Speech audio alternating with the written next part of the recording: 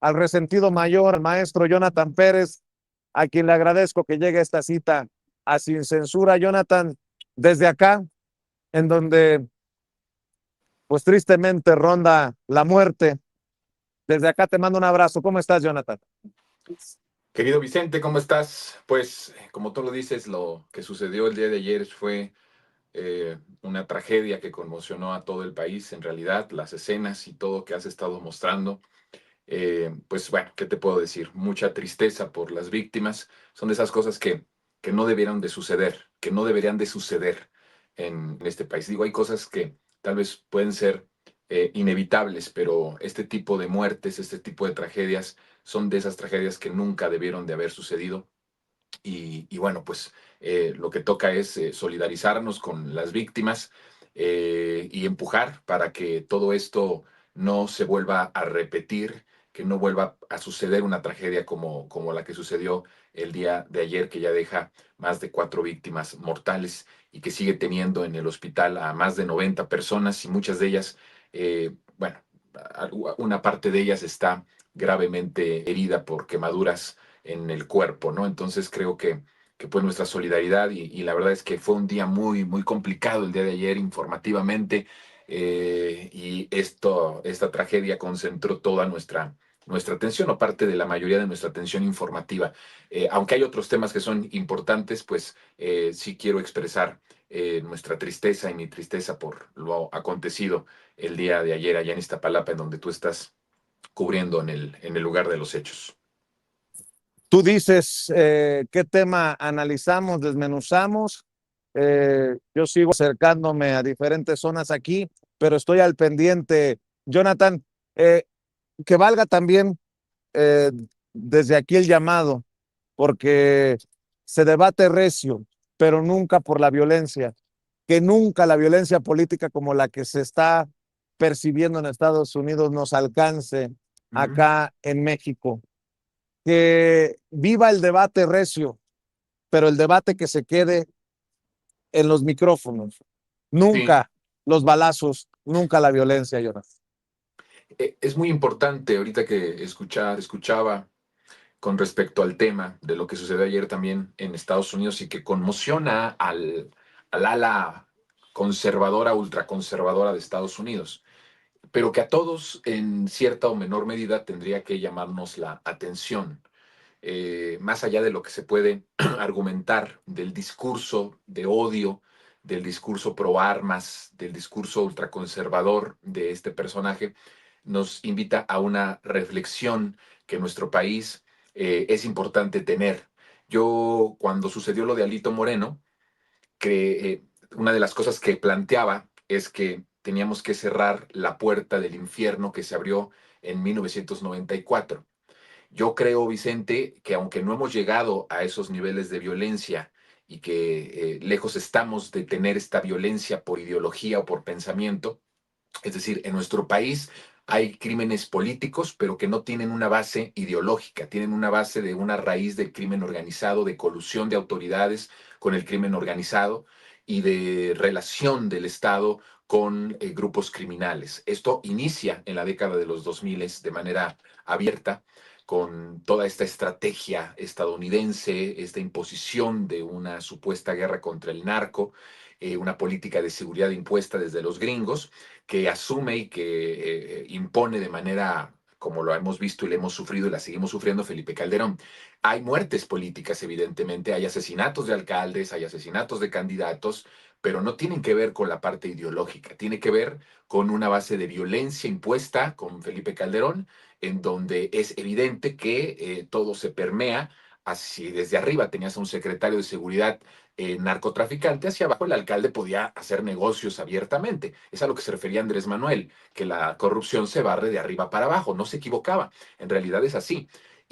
Pero a la parte ideológica o por una lucha entre bandos políticos, ideológicos, partidistas, esto no se ha vivido ya desde hace un tiempo, pero la puerta para hacerlo no se ha cerrado, Vicente. Por eso lo que yo planteaba cuando analizaba el tema de Alito es que sí es importante el desafuero y es importante todo esto, pero más importante aún es derrotar al PRI, políticamente, desterrarlo de la escena política electoral de nuestro país. Y tenía un sentido. ¿Por qué? Porque se abría una puerta en el 94, cuando ellos mismos rompen su institucionalidad posrevolucionaria y matan, y se matan entre ellos por diferencias, incluso de discurso político.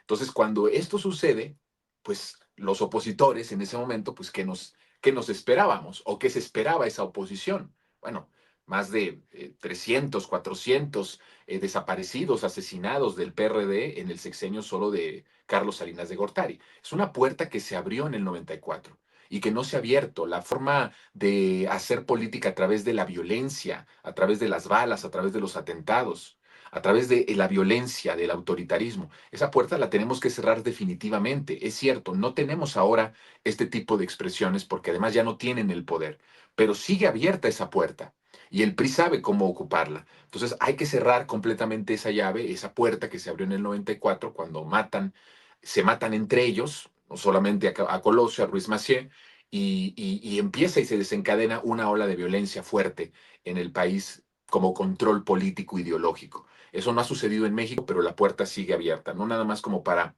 sí hacer esa diferencia y que no se confunda, porque como tú bien lo dijiste hace rato, que te dicen a ti, no, pero es que sí hay muertes de políticos y violencia política, sí, pero no por ideología, no por control político. Eso no ha sucedido en nuestro país y menos desde que empezó la cuarta transformación. La muerte, asesinato de alcaldes, alcaldesas, que siguen siendo horribles, que sucedan atentados porque son vidas de personas, independientemente de su nivel de poder, aunque eso lo hace específicamente más peligroso, eh, tiene que ver con una cuestión del crimen organizado, tiene que ver con ajustes de cuentas, tiene que ver con alguna negociación que no se llegó o no se llevó a cabo, o abiertamente porque literalmente el alcalde o la alcaldesa quería revertir, ¿no?, el pacto criminal anterior y los grupos criminales reaccionan ante eso. Pero no tiene que ver con una cuestión ideológica, política, como adelantamos que podría ser el caso de Estados Unidos. Como quiera que sea, es una sociedad enferma, es una sociedad bastante destruida. Allá el tejido social ha sido destruido a través de varios factores, eh, que muchos se parecen a los que han roto el tejido social de nuestro país, pero una de las cosas que mucho daño le han hecho a Estados Unidos es la descomposición familiar, ¿no? El que se rompan los lazos familiares a temprana edad de parte de adolescentes, el control poco que se tiene sobre los adolescentes, el consumo de la droga, esta polarización que sí hay en Estados Unidos, en donde el 50% es pro-Trump y el otro 50% aborrece a Donald Trump, y los discursos de odio que permean en la sociedad, que vienen desde el presidente de la República, ¿no?, desde el presidente Donald Trump, y que eso genera, por supuesto, una exacerbación social importante, en donde se interpone o se pone que el supremacismo blanco tiene que estar por encima de todos, ¿no? Que la América original es la América blanca. Y eso conlleva muchísimos crímenes racistas, crímenes de odio, y en el caso de lo que vimos ayer, pues tiene que ver mucho con este discurso de armas. Claro. Impresionante que este personaje estuviera hablando de tiroteos en el momento en el que le disparan en el cuello y lo matan. Pero también importante ver lo que ha estado o hablaba esta persona. Y además es sintomático de lo que pasa en Estados Unidos. Fíjate, estaba hablando un joven, porque realmente estaba joven, 31 años, que desde los 19 años era una gran promesa del conservadurismo. Qué contradicción, ¿no? Que siendo joven seas conservador. Eso es totalmente fuera de lo natural, de lo normal, ¿no? El joven es en sí mismo revolucionario, tendrá que ser revolucionario. Bueno, este personaje a los 19 años siendo una promesa del ultraconservadurismo, hablando en una universidad a jóvenes. Y ahí en esa escena lo matan, en esa conferencia que está dando en una universidad donde hay muchos jóvenes, en donde se ven familias y se ven jóvenes, mayoría de ellos, lo matan con un discurso conservador, con un discurso pro armas, con un discurso de negación del genocidio y de la hambruna en Gaza. Es decir, todo esto es una acumulación que Jonathan, sí.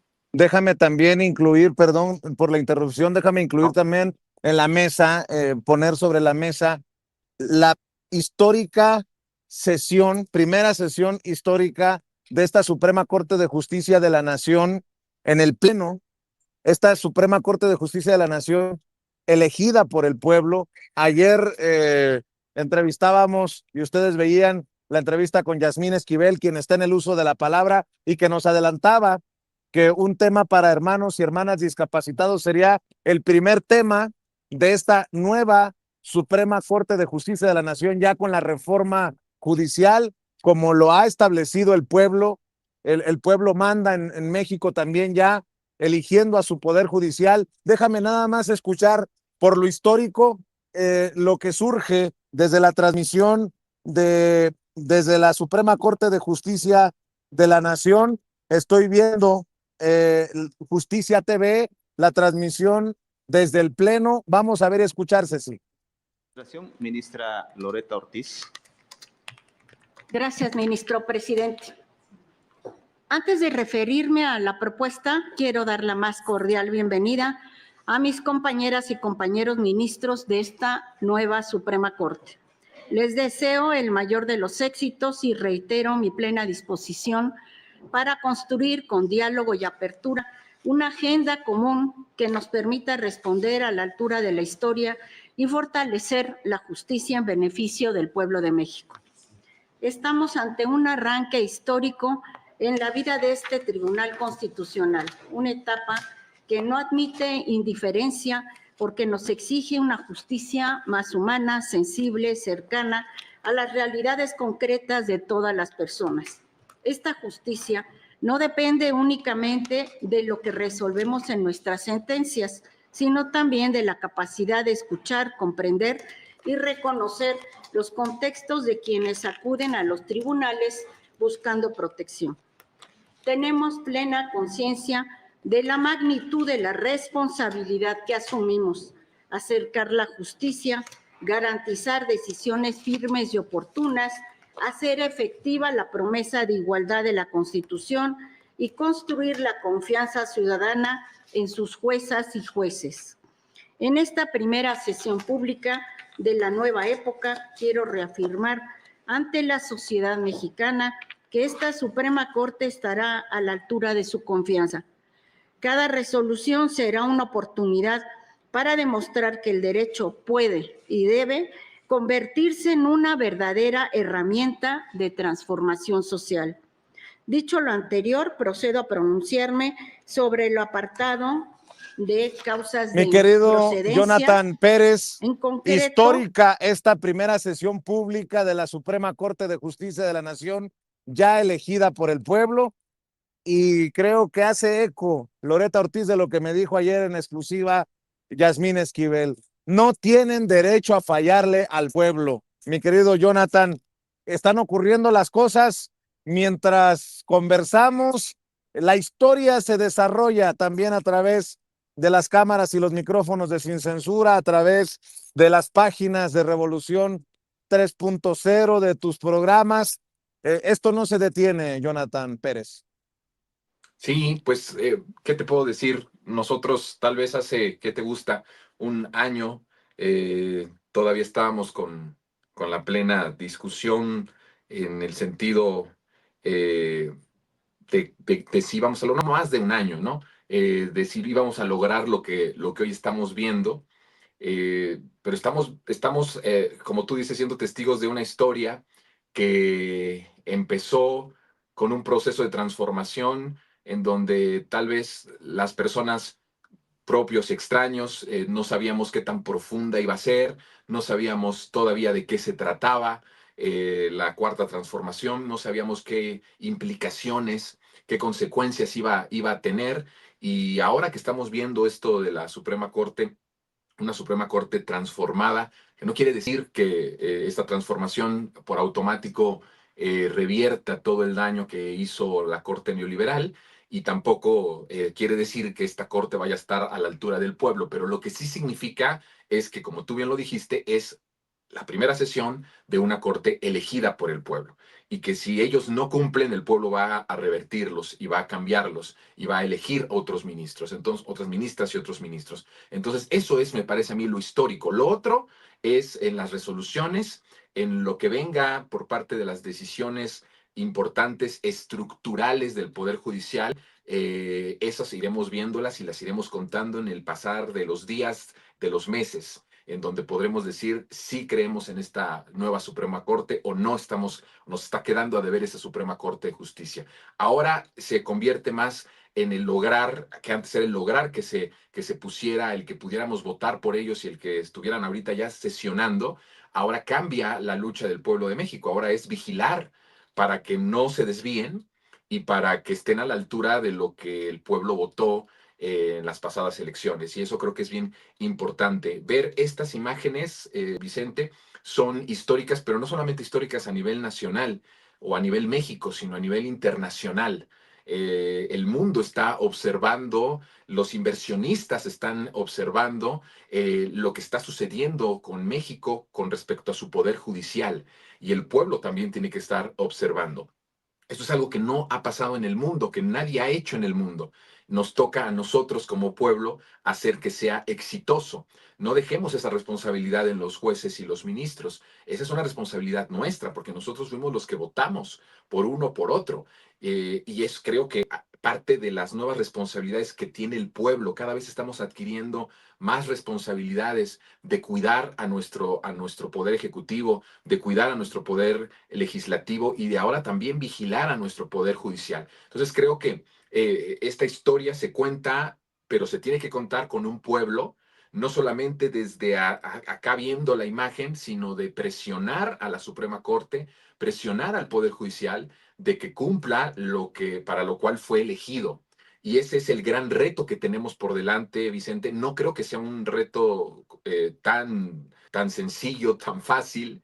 Creo que va a ser un reto sumamente complicado, porque hay muchas presiones, porque hay muchos intereses, porque puede haber traiciones, porque puede haber muchas presiones por muchos lados. Estados Unidos, obviamente, las transnacionales, los inversionistas, los propios oligarcas mexicanos. Es decir, esto es uno de los momentos más impresionantes de nuestro país. Ahora sí que estamos haciendo camino al andar porque no sabemos cómo va a resultar. Lo que sí sabemos es que hoy esta Suprema Corte que está sesionando está elegida por nosotros, no por un presidente, no por un grupo parlamentario, no por el PRIAN, no por un partido político, no por un interés particular o de intereses creados, sino por el pueblo. Y eso es como la diferencia de ver sesionando una Suprema Corte que elegimos nosotros, no que nos impusieron los presidentes, los políticos, los partidos políticos o los intereses económicos. Y creo que en eso hemos librado y nos debemos de sentir pues muy contentos de que esté sucediendo, pero que, a ver, sí, pero lo que viene es la responsabilidad de que estén a la altura del pueblo de México. Esa creo que es el gran reto, exigir que cada una de ellas, que cada uno de ellos en su discurso, en sus acciones, en sus proyectos, ya ahorita tenemos proyectos que están bien definidos, ¿eh? Ya tenemos ahorita a diferentes ministras y ministros que tendrán que elaborar proyectos importantísimos que tendrán que votar en las siguientes sesiones y en las siguientes sesiones de la Suprema Corte. O sea, ya está echado a andar la Suprema Corte de Justicia con temas estructurales que van a empezar a discutir y a presentar proyectos en las siguientes semanas, días, meses, y que son importantísimas. Entre ellos la parte fiscal. Acuérdate, Vicente, que el 70% de los juicios que actualmente tiene atoradas y atorado ahí la Suprema Corte de Justicia tiene que ver con asuntos fiscales. Esto es muy importante que no lo perdamos de vista, porque estamos hablando de personas que se han amparado para no pagar impuestos. Digo, el más representativo es Salinas Pliego, pero hay otros más, no solo Salinas Pliego. Estamos hablando de muchísimos juicios que tendrá que ir depurando la Suprema Corte de Justicia, y en esas decisiones también veremos si esa Suprema Corte empieza a estar a la altura del pueblo de México. Entonces, estemos vigilantes de esto, Vicente. Pues sí, en algún momento se burlaron de mí muchos que decían, más que Netflix debería de estar tupido el canal del Congreso, la transmisión de la Cámara de Diputados, el Senado, que ahora sí pasa, y no estoy diciendo que por mí, por un pueblo avispado, interesado, pues así, precisamente la transmisión de las sesiones del Pleno de la Suprema Corte de Justicia de la Nación deberían de estar bajo vigilancia de este pueblo que ha votado y ha votado por ellos, los ministros y ministras de esta nueva Suprema Corte de Justicia de la Nación. Antes de cerrar con tu reflexión, mi querido Jonathan, Ceci, nos deja ver y escuchar lo que está ocurriendo allá en la Suprema, en esta histórica primera sesión pública de esta primera Suprema Corte de Justicia de la Nación elegida por el pueblo. Vamos a ver y escuchar. Determinante un diálogo abierto y constante con la comunidad, con los poderes ejecutivo y legislativo, así como con los diversos niveles de gobierno, para fortalecer juntos el Estado de Derecho y el bienestar común. Asumo ese compromiso. Ahora bien, respecto al asunto que estamos analizando, me referiré solo al apartado 5, que tiene que ver con causas de improcedencia y sobreseimiento. En este punto, estamos viendo precisamente a Giovanni Asael Figueroa Mejía. Giovanni Asael Figueroa Mejía, este sí, un nuevo nombre en la Suprema. Hay que recordar que Lenia Batres, que Loretta Ortiz, que Yasmín Esquivel son reelectas o repiten, digamos, en la Suprema. Pero veíamos precisamente a uno de esos nuevos personajes elegidos por el pueblo ya en la Suprema Corte de Justicia de la Nación, dando sus comentarios y sus posicionamientos. Querido Jonathan, ¿con qué cierras? Y te lo pregunto porque también traíamos atorado, sé que a ti también te genera, como a mí, este intento de la derecha de que todo sea culpa de la 4T. La forma perversa en lo que dicen es la desaparición de la democracia, la caída de la democracia, dice en Washington, en Georgetown, Felipe Calderón, por esta reforma al Poder Judicial, que si explota el camión es culpa de la 4T, que si se inunda la Ciudad de México es culpa de la 4T, que si, bueno, ¿qué te puedo decir? Todo es culpa de la presidenta, de los que gobiernan, todo es culpa de este proceso de transformación, o como diría Alito, de esta dictadura narcopolítico terrorista, dice el muy cínico de Alito Moreno. Jonathan, tu reflexión para cerrar. Sí, quería tocar ese tema, lo elaboraremos la siguiente semana, Vicente, si me lo permites, pero creo que ese tema es bien importante. A mí sí me parece muy perverso que los problemas estructurales del país que siguen estando ahí sin resolverse y que poco a poco se están tratando de revertir, ahora sean culpa de origen de la Cuarta Transformación y no de quien lo provocó y no de quien lo solapó y quien además se benefició de esa inmundicia política y de esa corrupción. Tenía como ese punto importante, lo vamos a seguir desarrollando. Si la gente quiere escuchar este monólogo de reflexión, voy a hacer un comparativo del huachicol que conocemos. Hay 3 huachicoles que yo identifico y los vamos a elaborar en resentidos al rato. El huachicol fiscal, el huachicol de ductos, pero también el huachicol del periodo neoliberal, institucionalizado a través de la privatización de los recursos naturales, específicamente de Pemex. Entonces, en el monólogo quiero elaborar esto y, si me permite, la siguiente semana dar otros datos aquí contigo también en Sin Censura, de cómo ahora estamos viendo este huachicol, que además sí empezó a combatir Andrés Manuel, pero del que realmente fue gravísimo, que hirió la economía de las y los mexicanos y dejó más pobreza y más desigualdad, fue la privatización que hizo Peña Nieto justo en el área petrolera. Así que si quiere la gente informarse sobre cifras concretas del daño al erario que significó la privatización y que fue una forma de huachicol, de robo a la nación desde el presidente de la República, en este caso Enrique Peña Nieto, pues que nos sintonice en Resentidos hoy a las 3 de la tarde. A toda la audiencia aquí hermosa de Sin Censura está invitada y contigo elaboro otros ejemplos de esto la siguiente semana, si me lo permites, Vicente. Pero bueno, te agradezco, te mando un fuerte abrazo, cuídate mucho y a todos un excelente fin de semana. Acordémonos que la siguiente semana es fiesta patria, ¿verdad? La siguiente semana el primer grito de la presidenta, nuestras fiestas patrias, nuestra independencia, que hoy más que nunca tiene sentido el festejar esta fecha de independencia real de México. Hoy, desde hace ya 7 años, pero este será el 7º, que México de verdad festeja su independencia real y la lucha por la soberanía de nuestra patria, de nuestro país. Hoy por fin México es un país libre después de un periodo neoliberal de más de 40 años y por eso vale la pena con todo festejar este orgullo y esta independencia de México la próxima semana. Así que Vicente, pues te abrazo y estamos en contacto en los siguientes días. A ver, Revolución 3.0 Punto News Sí. y en tus espacios en la televisión pública, en Capital 21 y en el canal 11, ¿no, mi querido Jonathan? Sí, estamos los lunes en el 11, en el 14, en el 22, en el 21, porque realmente se van encadenando todos los medios públicos a punto de referencia. Ahí tenemos nuestra sección El Dedo en la Llaga todos los lunes con Azul Alzaga. Entonces, por ahí también damos reflexiones.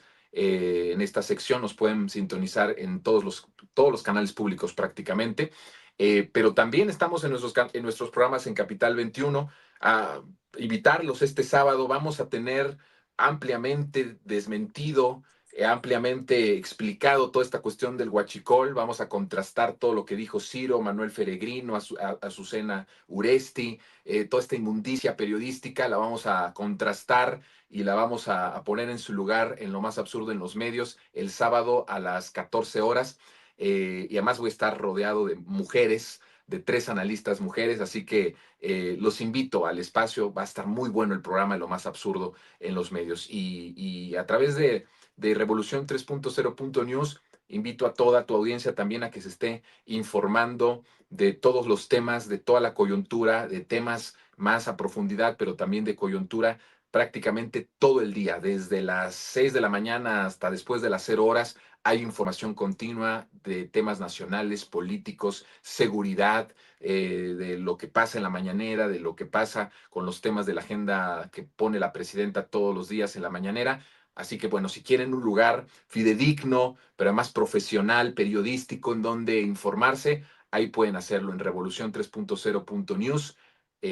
Naveguen, les va a gustar mucho toda la información que tenemos, porque son notas que a la gente le interesan y quiere leer y quiere enterarse. Así que a través de este sitio también lo pueden informarse, Vicente. Te agradezco con todo el corazón este espacio. Te Te abrazo. mando un abrazo. Yo también te abrazo, querido Jonathan. Desde acá, desde Iztapalapa, te mando un abrazo. El resentido mayor, Jonathan Pérez, hablando con nosotros sin censura.